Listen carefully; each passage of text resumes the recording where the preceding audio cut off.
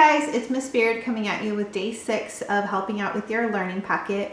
Before we get started though, I want to give you some announcements. So it turns out that we are not coming back to school until May 5th, but you always want to keep up with the news because that date could even change if the COVID-19 situation gets even worse. So I would recommend following Sequoia Giants on Instagram, and that's where they're posting any information that you need to stay up to date with, because this also means that you're going to be receiving another learning packet, and of course I'll be helping you out with that one as well. Also, just to kind of give you a heads up, next week is spring break, so you will not be getting any videos from me next week because you should just be enjoying your spring break because you got another learning packet coming after that, okay? So just enjoy that little break and then you'll see my face again after spring break. But let's get back to this week's work. So we have day 6. So for day 6, for the reading portion, it looks like you're going to be working on your reading log again. You can always listen to First Chapter Friday or log into Epic to read some sort of book if you have already finished your library book. But on the reading part, it also asks us to read and annotate source number 1. So it looks like we are going to be writing another explanatory essay this week. And just like last week, I'm going to help you work your way through it. For the writing part, it says to begin brainstorming and writing down main ideas for your explanatory article, and then compose a rough draft for your thesis statement. So this writing part, we're not really going to worry about it too much today because we're going to do a lot of that work tomorrow when we write our official thesis statement. We can't write it today because we're only reading one source today. So we'll have access to the other sources tomorrow, and we'll worry about writing our official thesis statement tomorrow. So for now, what we're going to do is we're going to read the prompt so we know what we're writing about and going to be talking about, and then read and annotate that source number 1. Okay guys, so this is the explanatory article writing prompt. So this is what we're going to be spending the next week writing about. So let's read the assignment so we know what we're writing about and what we need to focus on. Because remember, just like last week, we are looking for our topic. And that's just going to go at the very top of our thinking map. So it says, your assignment. Your computer class is preparing for a technology fair at your school. The technology fair will focus on the impact of the information age. For your part in the fair, you need to help students, parents, and teachers understand digital footprints. So here is what we are writing about. We are writing about digital footprints.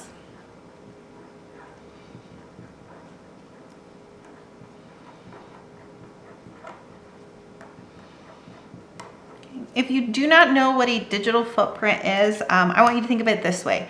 If you ever post, for example, a video on YouTube, like what I'm doing now, you need to realize that videos are forever. Whatever you upload online, people are going to see that forever.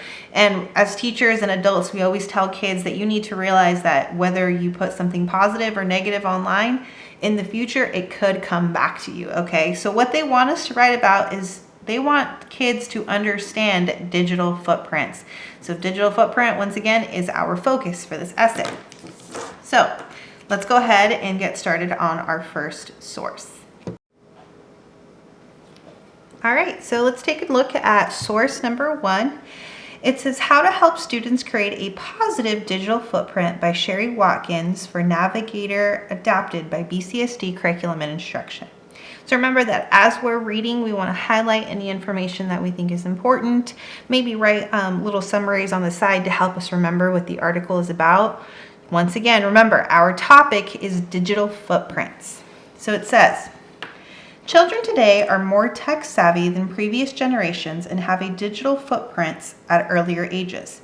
Many parents share their children online before they are even born. Through pregnancy updates and sonograms, some parents post status updates about their child's milestones, grades, sports, and activities. According to online security firm AVG, in a 2012 study, 81% of U.S. children have a digital footprint before they age 2. But how can we keep this digital footprint positive? So this first paragraph talks about parents creating digital footprints before kids are born. So parents create digital footprint before kids are born. So the importance of a positive digital footprint. It's difficult for children to consider their long-term future. Children do not think about college acceptance or future jobs. However, as adults, we know how important a first online impression will be. Kids need to know how their digital footprint may relate more to short-term goals. Kids might consider that their digital footprint says to the neighbor thinking of hiring them for summer babysitting, dog walking, or yard work. Kids want to impress the coach they are trying out for next season, to teachers and principals, or to peers and classmates counting on them to positively impact online and offline communities. Kids are creating digital footprint if they are participating in social media. It is important to take control and manage that footprint. That is a big one. So I'm going to go ahead and highlight that part. And for this other paragraph that's right above, I'm going to put people may look you up online. Whether you are a parent or an educator, here are 3 things to consider when teaching children to create a positive digital footprint. So number 1, monitor and educate. So I'm going to highlight that first one. Oops. I'm going to put the word positive right here.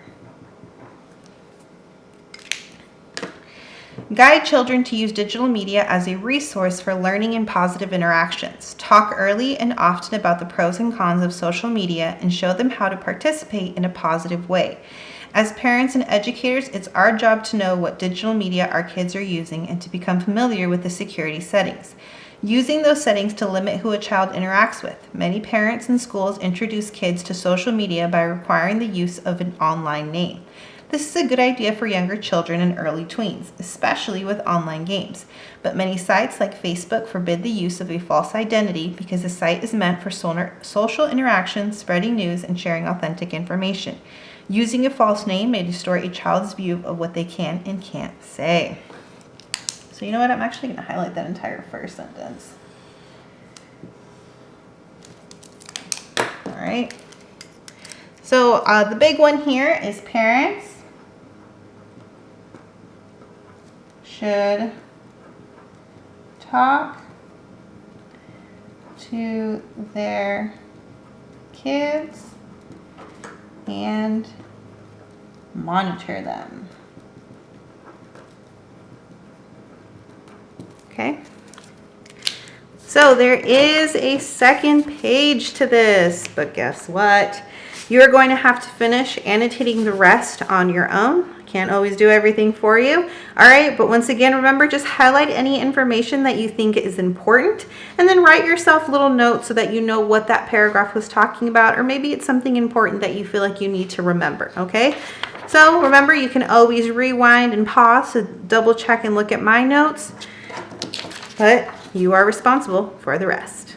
All right, guys, so we're all done. So I will see you tomorrow to help you out with day 7 of your learning packet.